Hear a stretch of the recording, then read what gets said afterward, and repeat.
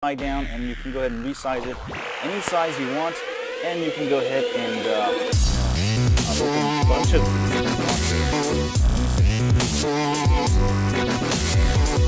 it doesn't support everything.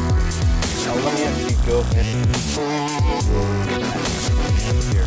So maybe you're messaging and leave whatever on there. Maybe you want to copy from the website here. And you can also go ahead and resize this if it's too small. You can have as many floating multi-windows as you want. The coolest feature, I would say, you can get that on the Note. This isn't the latest Lollipop. It could be a Lollipop version in the future too. But this proves why custom ROMs are awesome and makes your phone super cool. Now everything else, all the apps and stuff are from the Note 4, so you get all the latest software. Alright, if you go into settings, you'll find some new things like download booster somewhere here. Download booster, you can go ahead and download at the same time. Also, you have the ultra power saving mode. Here you can go ahead and enable this really good battery. You can get hours of battery. Alright, battery life is actually really good on this ROM, and also the launcher is way faster than stock. Modest launcher, so you're not getting lag. Let me actually give you a performance test here. Again, the T-Mobile version has overclocking, and if you do have the T-Mobile Note 3, you can go ahead and download this extra mod app on the Play Store. Really general here. This is all the way to 2.726 gigahertz. And also, if you want to make this applied to your phone, make sure that's on. That's pretty much it. And let me go ahead and also the recent keys on the left. Let's actually go into real quick. Alright, we got AT&T on the left, and we've got T-Mobile on the right. That's overclock. So this will show us, speed of this ROM, and this will show us speed of the overclock.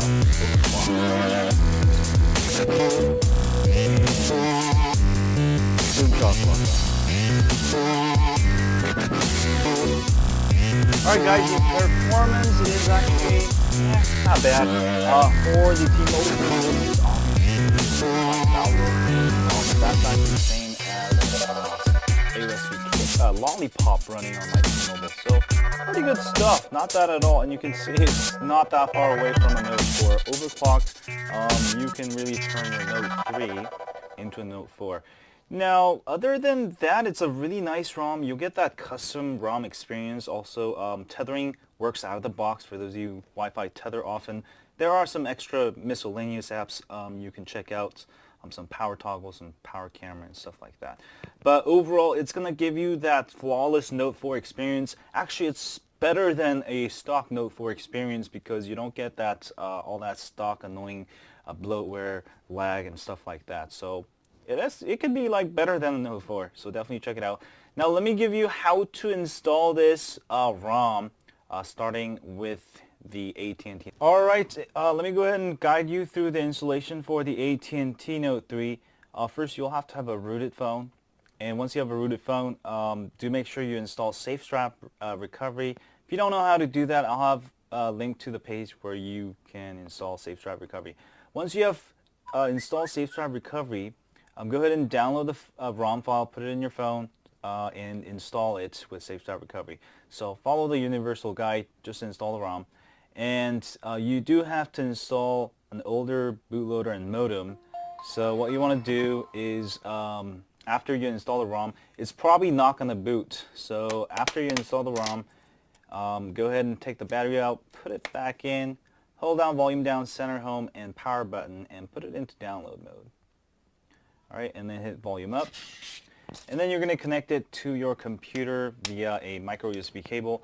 Also, for AT&T version, you do need a Windows computer, or maybe you have a Mac and you have like VMware or something. Alright, and let's go to our computer. Alright, you're going to download APBLCP. Let me go ahead and forward here. This file here, I'll have the link in the my site, and also you'll need to download Odin 3v3.09. I'll have a link to that. Go ahead and double click and extract all files, and once you do that, you'll get a folder with Odin 3v185, and same thing with the other file, apblcp. Go ahead and extract all files there, and you'll get a folder with all the files you need. This is actually the NJ kernel, NJ5 bootloader, and also NJ5 modem, which you need to actually make this thing boot. Alright, so once you have that, go back to the Odin 3 folder, v3 3.09. Go ahead and run Odin.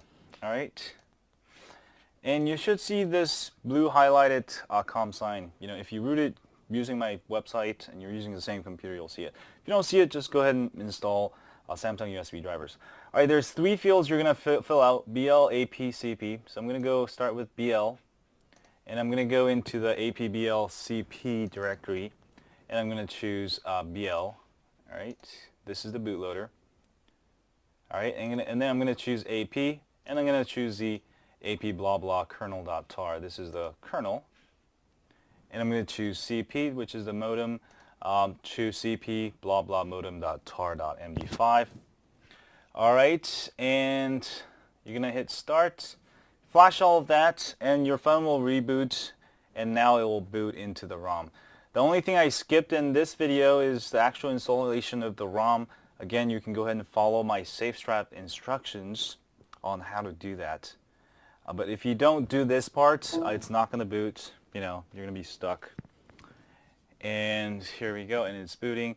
And once you get past the splash screen, once it starts booting, you're pretty much good to go. So that's how you install it. Let me go ahead and go into the T-Mobile next. And it's already booting here. Actually, I'll just wait until this is done. Fast forward this.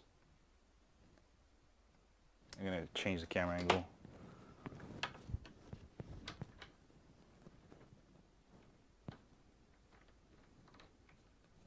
Alright, it booted, and that's how you install the AT&T version, guys. Alright, let's go into the T-Mobile version. T-Mobile version is actually a lot simpler. You just install the ROM and kernel. I know many of you guys know how to do it, but I always get questions. Every ROM I do an overview, everybody's like, how do you install this? So for this one, go ahead and download the ROM and the kernel, and we're going to go ahead and do volume down, or volume up, center home, power to get into recovery. Alright, once you see recovery booting, you can go ahead and let go of all the buttons and clean your screen, because it's getting dirty just in this video. Alright, once you're in TWRP recovery, I do recommend using TWRP. If you're using ClockMod recovery, there's an easy way to install TWRP. If you're rooted, I'll have a link to that also. First thing you want to do, this is very important, you can't do the standard wipe on this ROM, and also this is better method. Go to advanced wipe, choose Dava cache, system, data, and cache. Now before this, if you want to save your previous ROM, make a backup ROM so you can go back. If you don't need to, then you can go ahead and follow these along. Alright, wipe all that. Alright, this is very important. You have to wipe system, which is what we did. And then go ahead and install the ROM. Sorry, it's in my download folder. So go ahead and install T-Mode Note 4 Evolution. Swipe to install. And this will install the ROM. And then you'll install the kernel, reboot. That's pretty much it.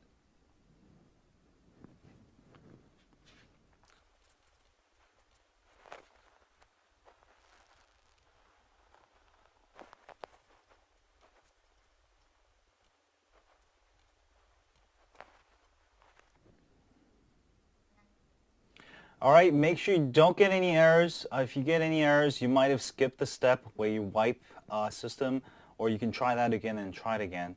Alright, once that's done, we're going to go ahead and install the kernel, and I've actually got that over here for some reason.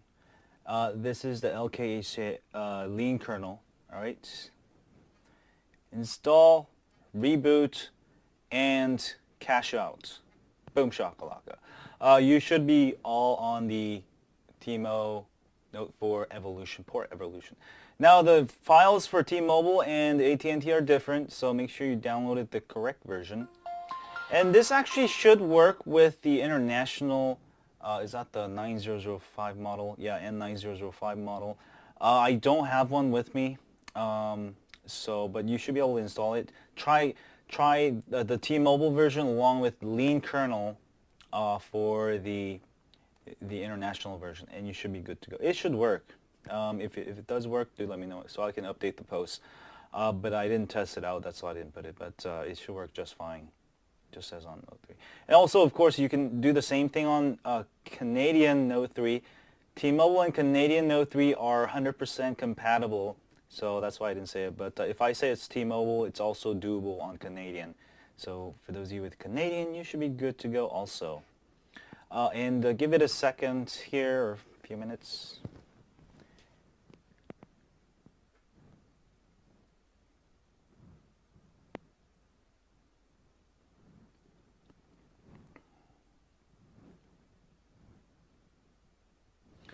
Actually, while that's going, let's do something fun.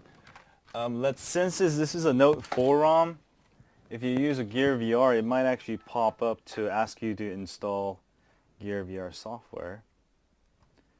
And I think this thing barely fits in here. Hold on a second. Is it the opposite direction?